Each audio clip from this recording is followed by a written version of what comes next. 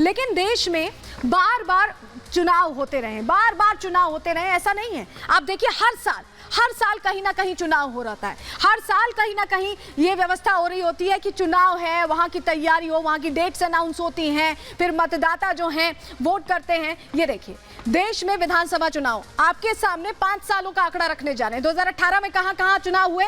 राजस्थान, मध्य प्रदेश, छत्तीसगढ़, तेलंगाना, मिजोरम, यानी 5 राज्यों में चुनाव हुए एक साथ।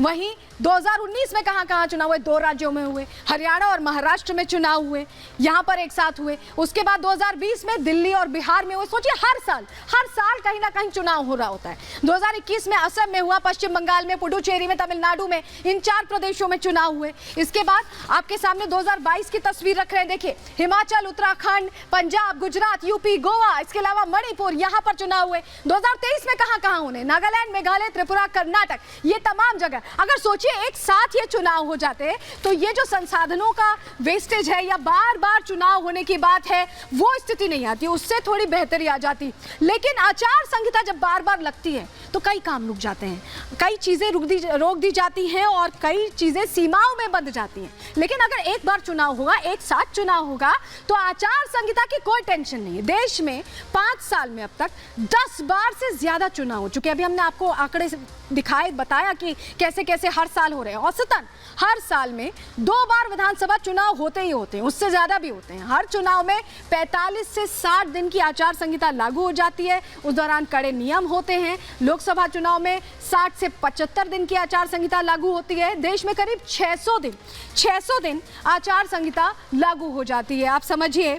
और 18 महीने से ज्यादा आप सोचिए आचार संहिता लगती है। सोचिए कितनी टेंशन की बात है। उस समय कई काम रुक जाते हैं, कई चीजें रुक जाती हैं, बार बार आचार संहिता लगती है। अगर एक बार चुनाव होगा तो एक ही बार आचार संहिता लगेगी। अब आपको बता देते हैं कि चुनाव को लेकर क्या क्या विकल्प है, ये आपके सामने हम जानकारी रख रहे हैं। सभी विधानसभाओं को भंग कर एक साथ चुनाव कराए जाए, सभी विधानसभाओं को। और कुछ विधानसभाओं का ऐसे में कार्यकाल बढ़ाना होगा। 2 चरण में देश में चुनाव कराए जाएं तो कुछ राज्यों में लोकसभा के साथ चुनाव हो पाएगा, ये व्यवस्था हो सकती है। एक साल में सारे विधानसभा चुनाव एक साथ हो तो बाकी राज्यों में दूसरे चरण में चुनाव हो सकता है। इस तरीके से सिलसिलेवार तरीके से रोका जा सकता है। साल में बार बार चुनाव से इससे मुक्ति मिल जाएगी। आसान रास्ता, एक साल में सारे विधानसभा चुनाव अगर एक साथ होंगे तो सोचिए बार बार जो चुनाव होते हैं उससे बेहतरी हो जाएगी। हर साल चुनाव कराने अभी तक रहे हैं तो वो चीजें अब शांत हो जाएंगी, एक बार में चुनाव हो जाएगा। लेकिन आपके मन में कई सवाल होंगे, आपके मन में ये भी सवाल होगा कि अगर किसी विधानसभा में या राज्य में बहुमत नहीं मिलता तो क्या होगा, अगर अविश्वास प्रस्ताव आ जाता है तो क्या होगा। ये जो वन नेशन वन इलेक्शन की पॉलिसी है, इससे इन चीजों पर कितना असर पड़ेगा, इन सवालों के जवाब देने के लिए आप ये रिपोर्ट देखिए विस्तार से और समझिए।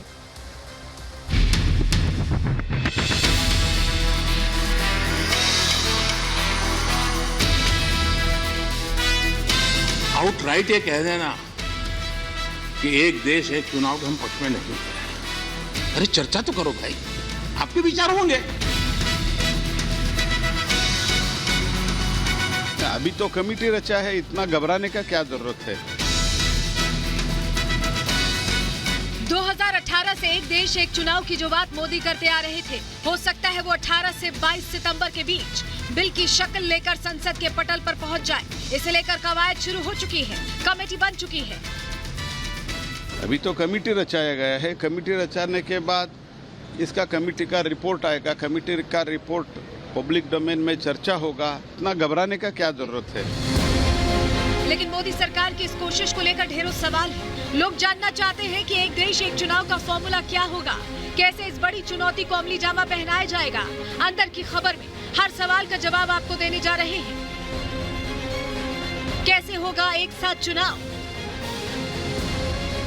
विशेषज्ञों की माने तो इसके लिए एक बार थोड़े संसाधन सरकार को जुटाने होंगे। 35 लाख से ज्यादा ईवीएम का इंतजाम करना होगा, यानी पहले चुनाव में थोड़ा खर्च ज्यादा होगा, लेकिन ये बार बार होने वाले विधानसभा चुनावों से कहीं कम होगा। एक बार की बढ़ती महंगाई के असर को अगर हटा दे तो आने वाले वक्त में सरकार का काफी पैसा बचेगा। उस समय जो स्थिति थी, उस समय हमारे पास ईवीएम और वीवीपैट उतने नहीं थे, करीब 2 मिलियन मतलब 20 लाख के अंदर ही थे, जबकि इसके लिए ज़रूरत है 3+ मिलियन मतलब 32-35 लाख के लगभग चाहिए। अगर उनने बनवा ली हैं तो संख्या कम ज़रूरत होगी, लेकिन अगर नहीं बनी है, अभी भी वो 2 मिलियन के अंदर हैं, तो 15 लाख के लगभग बनवानी होंगी। उसमें टाइम लगेगा 2 साल कम से कम। लोग पूछ रहे हैं कि किसी विधानसभा या फिर लोकसभा में किसी भी पार्टी को बहुमत नहीं मिला या फिर सरकार का गठन नहीं हो सका तो क्या होगा। इसका जवाब भी आपको दे देते हैं। सरकार का गठन ना होने पर राष्ट्रपति शासन लागू होगा, फिर से चुनाव होंगे और सरकार का गठन होगा, लेकिन अगले चुनाव की टाइमिंग मैच कराने के लिए इस नई सरकार का कार्यकाल कम किया जा सकता है। ठीक ऐसा ही फॉर्मूला मध्यावधि चुनावों की स्थिति में लागू किया जा सकता है। यानी हो सकता है कि सरकार अगर गिरी तो पूरे 5 साल का कार्यकाल नई सरकार को नहीं मिले। लोगों के मन में अविश्वास प्रस्ताव को लेकर भी कई उलझन है, लेकिन इसको लेकर भी कई विकल्प मौजूद हैं। लॉ कमीशन ने इसे लेकर सुझाव दिया है कि अविश्वास प्रस्ताव के जरिए सरकार हटाने की शर्त तय की जाएगी। इसके लिए दूसरी सरकार पर विश्वास होना जरूरी होगा। इस सूरत में विधानसभा या लोकसभा भंग नहीं होगी। कुल मिलाकर सरकार गिरने से बनने के हर विकल्प पर काम लगभग हो चुका है। बस इंतजार है तो उस वक्त का जब ये बिल संसद में पेश होगा, राज्यों से अनुमोदित होगा और नए भारत का नया चुनाव होगा। Bureau report, Republic Bharat.